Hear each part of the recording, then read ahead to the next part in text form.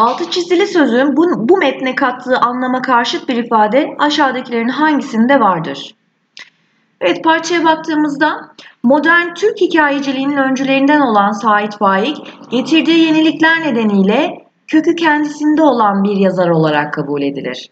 Yani kökü kendisinde olan derken arkadaşlar, dünya edebiyatında benzeştiği yazarlar bulabilirsiniz belki, etkilendiği yazarları rastlayamazsınız.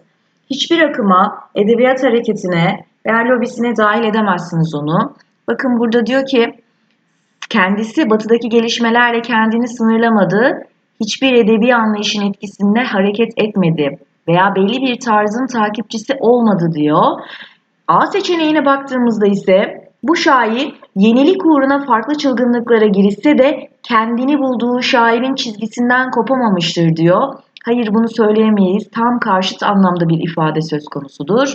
Doğru yanıt A.